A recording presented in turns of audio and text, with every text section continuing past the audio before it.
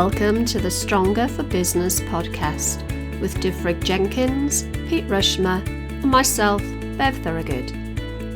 Stronger for Business is a training consortium dedicated to bringing high-quality training solutions to businesses through the combined expertise of our partners. From skills training to developing personal and professional excellence, our mission is to help business owners get the very best from their people at all levels, from boardroom to shop floor. The Stronger for Business podcast is our opportunity to share our knowledge, thoughts and ideas with you, the listener. You'll get to meet some awesome guests from across the business world, sharing their experience of learning and development. If you love what we have to say, make sure you hit the subscribe button on whatever platform you use to consume your podcasts so you don't miss out on future episodes. We'd love to hear from you with your suggestions for discussion topics or ideas for future guests. And if you really love what you hear, please do consider leaving us a 5-star review, as this helps to get the podcast out to a wider audience. Sit back and enjoy the Stronger for Business podcast.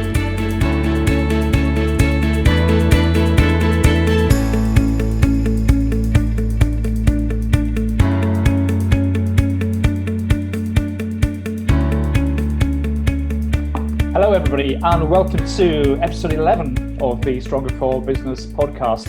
So as always, with me, Dyf Jenkins, I've got Bev Thorogood and Pete Rushmer. Hi guys, how are you doing this week? Hiya, doing important stuff here, tucking the hair behind the ears. Hello everyone. I really think that the people who only listen to the podcast on iTunes, the other platforms are really missing out, because I think you should probably watch this if you can on YouTube, on the YouTube channel as well. It's probably more entertaining if nothing else. So episode 11, what we're going to talk about today is something that's been topical probably for 6 weeks or something like that. And so we've been, it's the end of June, we're recording this. And the topic we're going to talk about is developing trust in remote teams. So whilst I think originally people were thinking that this is going to be a finite time frame, maybe about 6 months or something like that during the lockdown, not only in the UK, but in other countries as well. I think there's so much information coming out now that this is going to be part of everybody's future, where people can work from home. I think it's something is really topical. There's loads of news about it in the business press, the national press, HR press, and things like that. So remote working is definitely. I'll put some money on it. It's here to stay, I reckon. So I think thinking about that now before people get back into work. And interestingly, I'll just throw a start in before we even start. Interestingly, I saw a survey this week that some people are willing to take a pay decrease if it means that they're going to stay at home and work at least 1 day a week, because it reduces their travel costs. And I was going to say, there's a quid pro quo, isn't there? Your costs are reduced, and time. Yeah. We tend to put everything into money, but actually time is such an important commodity, isn't it? If you can save a bit of that, then it's often worth more. Yeah, it certainly is. So, so there's not only the employer's perspective on it, there's the employee's perspective and guest society's perspective on it as well. So anyway, that's the topic for today, trust, developing trust in remote teams. Before we do that, let's look back, first of all, what's been going on in our weeks. I'll let you go first, Pete. Oh, Bev, I was going to let you go first because you never get to, because you always host, and it's ladies first. No, I know, but it's always age before beauty. So let's let beauty go first. Well, I do appreciate it. I didn't take the offence when you said you were putting your hair behind your ear, because all week all I've heard is hairdressers are opening in the next few weeks, and I've been like, and what? So what's been happening this week? Well, it's been really busy. Father's Day Sunday, which was amazing for me, spending time with the kids. I've been really, really busy over the past few weeks and haven't had much time off. So yeah, I managed to spend a day with the children. Had a fantastic day on Father's Day on Sunday. So yeah, really enjoyed spending time with the kids. And I've got a shiny new smartwatch, which like flicks on when I go like that. Look, for those that are watching the YouTube. But yeah, it measures my movement and my tracker, everything. So it's really good for my marathon training too. How's the training going? Horrific. It'll go better now. You've got a smartwatch, though. Oh, absolutely. That'll definitely sort out the ankle problem I have. Oh dear. No, the training's going well. The nutrition and diet element probably not so well, as the challenge with being a busy person. The food nutrition element's the real challenge. But yeah, I've been training really hard. It's been hot, so hot, for running as well. So I've been trying to do that in the evenings or in the mornings. I even took the children out, so we've managed to get one of our children back into school because she's got special needs. But our other two children haven't got spaces, even though we class as key workers. So we've been juggling having those at home, and they've been coming out on the runs with me on their bikes. So we've been doing the school run and then trotting off on our bikes, going for a run as well in the morning, which has been fun. And they're like, "How far have we gone?" And I've gone 5 kilometres. They go, "Is that far?" And I'm like, "Yeah, that's far." Right, Pete, I'm going to get you to record with your hands up like this, because you keep knocking the desk and we can hear you. Oh, can you? Right, okay. Yeah, I do apologise. So you just have to sit like, again, this is not going to translate onto the podcast, but yeah. I'm sorry, I will stop knocking the desk. Yes, Bev picks up on everything because you have to edit it, don't you? Yeah, I do. Apologies, I will stop knocking the desk. It's that new heavy watch he's got. Yes, exactly. Hard to lift his hands up. I've had a very strange week. It's been actually I've had a huge week of migraine headaches, which isn't great, is it? So I'm not going to talk about that on a Friday because that's a bit miserable. But in between the headaches, it's been a good week. Yeah, lots going on in the background. Not a huge amount of work as such, paid work, if I'm honest, but a lot of stuff going on in the background. I'm really enjoying just playing around with different ways of developing virtual courseware, I should say, and different ways of presenting. So it's a bit of we've talked about this on previous podcasts. I think there's definitely a big shift, I think, towards a greater amount of virtual training, and to me that means I have to make sure that I upskill. So I'm doing a lot of that in the background, which is fun, but it's very absorbing. You can lose hours playing with new toys. Yeah, absolutely. I think I can pick out things from both the conversations that we've just had. So so work in like traditional paid form, if you like, is kind of ebbing and flowing. So last week in the last week it's been ebbing a little bit. But like Bev, there's new tech to learn. There's more about Zoom and Teams and things to learn as well. I launched the company's first Facebook page this week as well. It's taken me ages to get this. Like one of those things that's always on your to-do list. And it always falls to the bottom because there's something more important or more interesting sometimes to do. And it took me 15 minutes to do, and it just that's just kind of a word to just stay focused. As you would. And we were just having a conversation before we started recording this, that sometimes when things aren't as quiet, you can be not as productive as when you're in flow, if you like, when you're busy. So it's So I might have mentioned this in a podcast a few weeks ago. I set myself, in amongst everything else that we all have to do, one task to do every day. So no matter what the time of the day is, if I've not done this one thing, and it's usually quite a small thing, because lots of small things is that 1% incremental gains. So whether that's something around the house or if it's something to do with the business or my own personal development, it's just that incremental gain every day. So launching a Facebook page was actually an incremental gain because it didn't take a lot of effort, quite surprisingly. So so my learning over the next week will be Facebook ads and promotions and boosting and all that kind of stuff as well, which marketing's important for. Yeah, good luck with that. Do you remember? Yeah. Do you know I did some Facebook ads about a year ago.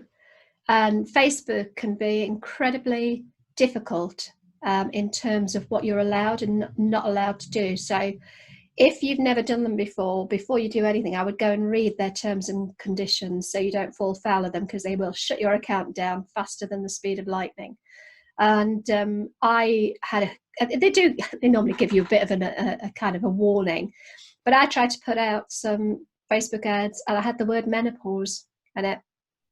And they blocked them, wouldn't let me run them, because menopause was seen as discriminatory, which was quite absurd, really, since the very nature of what I do is to try and break down discrimination around menopause and get rid of the stigma. And Facebook were blocking it because they saw it as a derogatory term. Just be careful with the Facebook ads. What's your Facebook page called? U Development Limited. U Development Limited. So we're all going to go off and follow it. Let's hope so, eh? Definitely. I'm I'll get on that. Yeah, cool, thanks. And something else that's interesting as well. Over the last 3 months, so once a month, just been hosting a free call just for L&D leaders and practitioners, just to give people the space to think about, frankly, what is it that we do? Because we're all faced with a situation that, we don't really know what the future is going to bring. Some people, especially in HR L&D world, as well as operational teams as well, starting to go back to work. Some people are still furloughed. Furlough's been extended, but we know that will happen until the end of October in the UK. But what happens with redundancies and all these things? There's so much to think about. So just giving L&D practitioners and leaders a space to think, and it's been really, really productive. And I've just been consolidating all the comments like that, the headlines, if you like, and we send that out to some specific groups next week, and then more broadly towards the end of the week as well. So I think it's just useful for other people to know what other people are thinking. Are there lots of common themes coming through? There are lots of common themes coming through. That it's from an individual level, that it's okay not to be okay, and it's okay to be confused and stressed by that situation, and it's okay to admit that as well on an individual human level. But from an organizational perspective, a lot of it is around businesses learning about leading virtual teams. There's definitely a theme, which that's convenient because that's what we're going to talk about today. But also as well as, I'm going back to what you were saying, it was how do we, as L&D practitioners, now start to move existing content into virtual or kind of blended learning, if you like. So because people will be working from home. So it's not like, traditionally, if you had 1,000 people in your site, as an example, most of those people would be working there probably 4 days a week. But if people are going to be working from home randomly, especially over the next 6 months, where not all the workforce is going to be in every day, how do you create and maintain engagement and learning as well, even from induction? So how do you induct people when they're not physically in the office? So there's a lot to think about. It's not just taking a content, let's use an easy example, time management. How do I move that from a half-day face-to-face session and then move that onto online content? Well, none of us should be doing that anyway, but how do we do that? How do we maintain engagement, learning, and all those things? There's a lot to think about. It's like anything, simplistic, can't get the word. On the face of it, it's really, really simple. You lift the lid on it, and then there's a whole world of complexity underneath that as well, because it's based. Yeah, these things are always layered, aren't they? One of the things that I think is top of my mind at the minute is that I do believe more and more learning will go virtual. Not necessarily e-learning, but it will be potentially live virtual online training.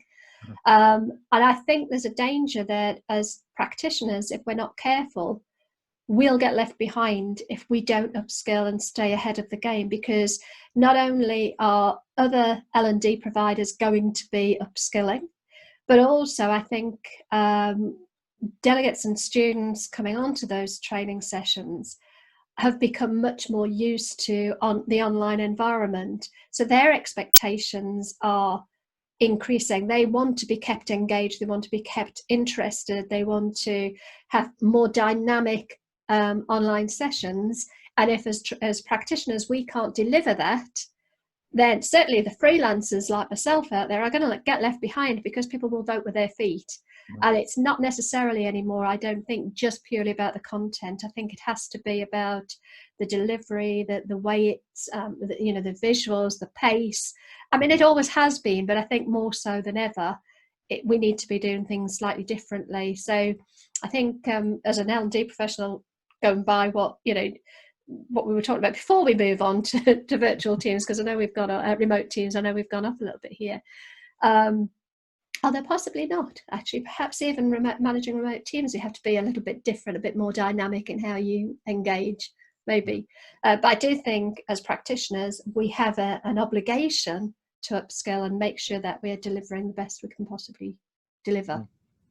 And for those people that are just not in the private sector or public sector, for those that are in the education sector as well, so whether you're in primary school, secondary school, colleges or universities, what's going to happen there as well? So it's just because schools, although they'll be going back, as far as we know, at the start of September, they won't be going back to school as they were last September, because they'll be staggered as well. So how do even as a professional teacher or a lecturer, how do you now do that virtually as well? Because we might have to do that in the short term. We want to talk about short term probably for the next 12 months at least.